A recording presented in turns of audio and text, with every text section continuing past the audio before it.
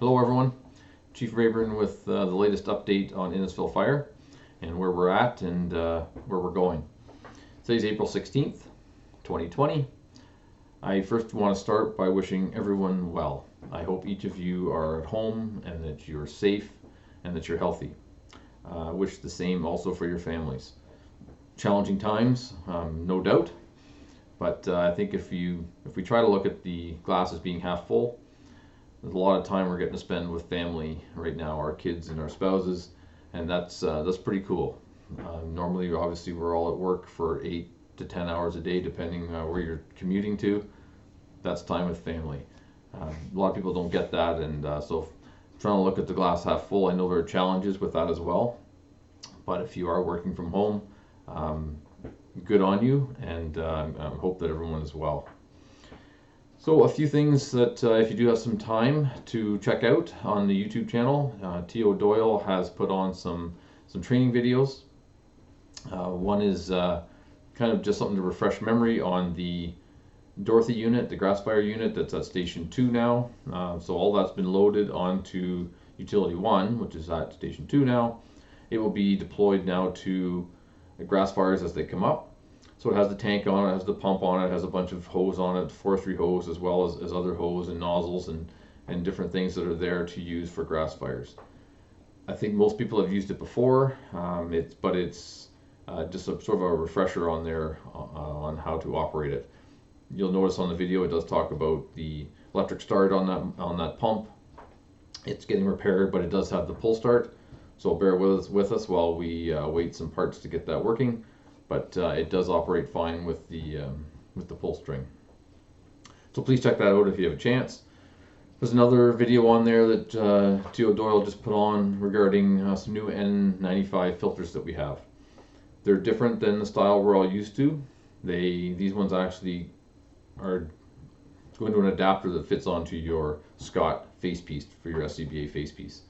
We're using those filters now for our medical responses. So that video mainly applies to the career staff as well as the Station 4 firefighters as they respond to 99% of the medical calls. For those that are not at those stations, for the other stations, we still have the normal N95s, the 8210 style.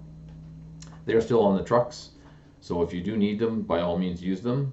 We are trying to switch from that, using that style, so that we can get some of our stock to the hospitals and the paramedics and people that really have a shortage of them, because the ones we're using now for our SCBA face pieces, obviously they can't use. They don't apply to them because they don't have the face pieces. So if we can switch our use of those style, it frees up the style that everybody else can use.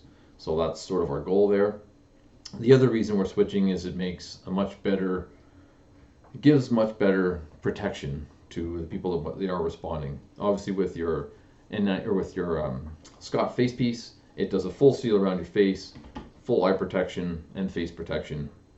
We were using safety glasses, which are okay, but obviously sometimes depending if you're doing CPR or something, they tend to not stay in place. So having the SCBA facepiece on provides excellent protection. So that's a switch. Everyone's just training on it now. It's a switch that we hope to have fully in place by Friday or Saturday.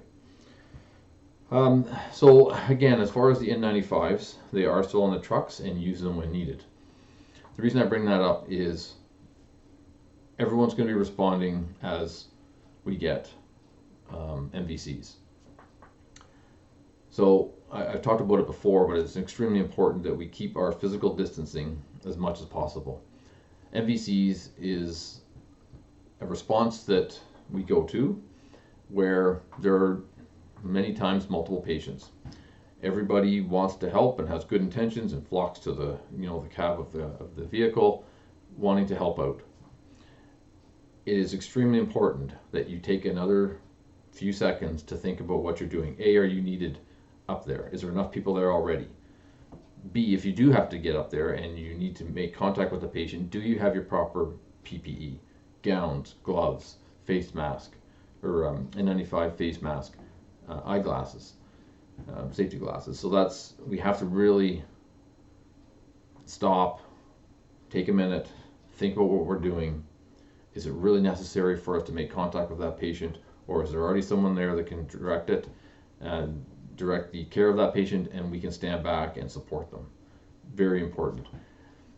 But this also applies for when we get to grass fires. It's getting to be grass fire season. We know there's a fire ban on, but there's still going to be grass fires. There are every year. So again, when you are at that call, you need to try to physical distance best as possible. We have a job to do. You guys need to get there and put the fire out. Understandable. That's a top priority. Well, it's a priority. Top priority is your safety. So make sure that you're keeping distance from people if you can, and when you can. Not to be touching your face. There's decon stuff on every truck. Decon as much as possible.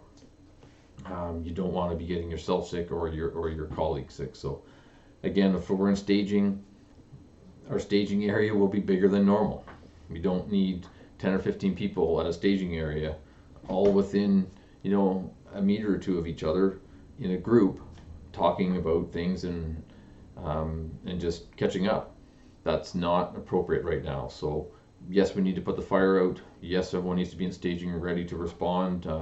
Should command call for another team, whether it be a grass fire or whether it be a structure fire. We need to be ready to go. Absolutely. However, while we're waiting, we need to be physical distancing as much as possible. I know it's a challenge. We're all trying to fit in these new procedures, but it's very important, and it's for your safety and the safety of everyone else. So something else about cleaning and making sure that we don't get our colleagues sick is when you respond to the call, if you're stood down, if you're on standby, is the cleaning at the station.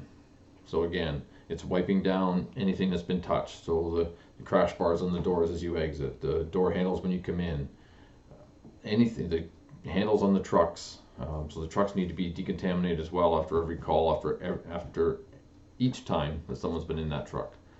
Steering wheels, door handles, everything that's been touched. Very important to wipe that down. There's disinfectant spray at every station. We need to take the time to do that.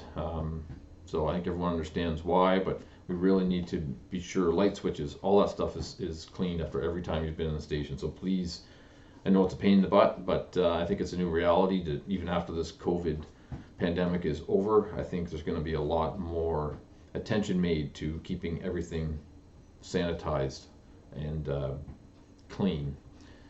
So let's get used to it. And unfortunately, fortunately, I'm not sure which, but it's a new reality. So everyone, please do your best to make sure everything gets cleaned. That's just, maybe I'll touch quickly on the fire ban. The fire ban was put in place basically for your protection. We were trying to limit the number of times that we need to go out to put out small grass fires. If more people are burning their lawn or yard waste, we all know things happen and they get out of control and they call us for help. The last thing we need is all of you and the career folks showing up and having to put this thing out. So now we can't social distance or physical distance like we would normally do, and it's just putting you and your families at risk. So that's why it's on. I know it's unpopular, but that's okay. So that's basically why it's on. If anyone is wondering what they should be doing as a volunteer, if you see someone burning outside of the fire ban, it's really no different than anyone else. 436-3212 is the number to call. It's a non-emergent number to dispatch to report what's going on. If a gentle reminder to your neighbor is unsuccessful, you really have, as a volunteer, as a career firefighter, you really have no other responsibility than that.